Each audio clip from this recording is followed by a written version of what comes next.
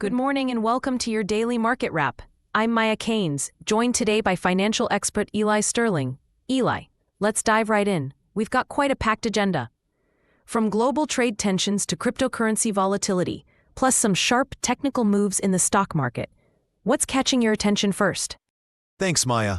One of the biggest stories today is the growing skepticism around a U.S.-China trade resolution. Treasury Secretary Scott Bessent floated the idea of extending the tariff pause beyond the current 90 days, but China isn't budging. They're asserting they can walk away from any deal without significant harm. And President Trump reaffirmed his stance, calling tariffs essential for national economic security. That's got to rattle markets, especially with the entity list reportedly expanding. What's the market reaction so far? Absolutely. The trade uncertainty is fueling a flight to safety. We're seeing modest gains in metals like gold, and the VIX is ticking up. But the real story lies in the crypto markets. A new report claims that 8 million bots are now active in the ecosystem, nearly a third of all users. That raises serious questions about market integrity and price manipulation. That's staggering.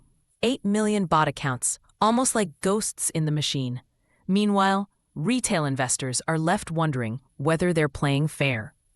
Let's take a look at what's happening technically in Bitcoin, which has been a bellwether for the broader crypto market. Sure thing. On the Bitcoin Tether daily chart, we're seeing strong bearish momentum. The price is sitting below the 23.6% Fibonacci retracement level at $107,095. Flirting with the 0% swing low at $101,200.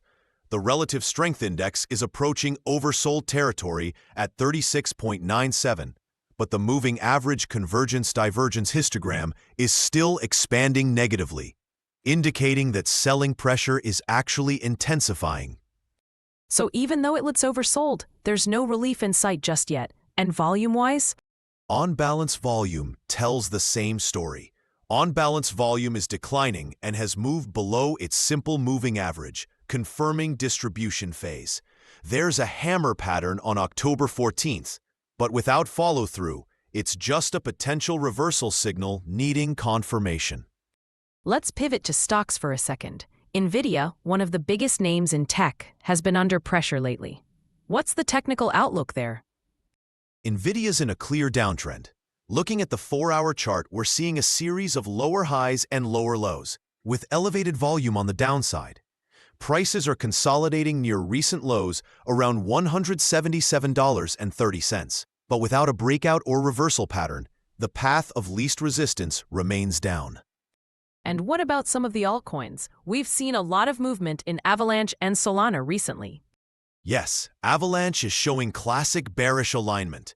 It's trading below both the 50-day and 200-day SMAs, with moving average convergence-divergence in negative territory and relative strength index approaching oversold. Solana mirrors that, stuck in a downtrend with momentum indicators pointing south.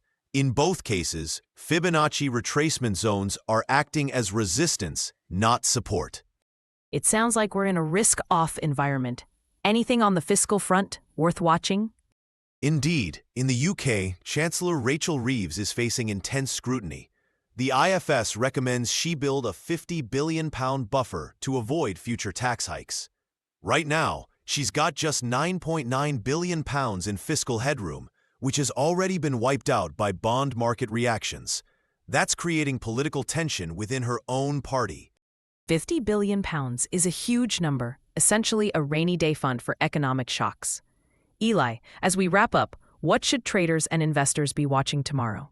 Keep an eye on the Fed commentary. Any hawkish tone could rattle equities.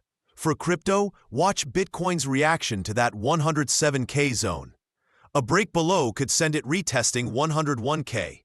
And in stocks, any sign of capitulation in names like Nvidia or Tesla could signal a short-term bottom. Great insights, Eli. Thanks for breaking it all down. That's it for today's market update. Stay tuned for more live analysis and breaking financial news. Until next time, I'm Maya Keynes. Keep your portfolios close and your stops tighter.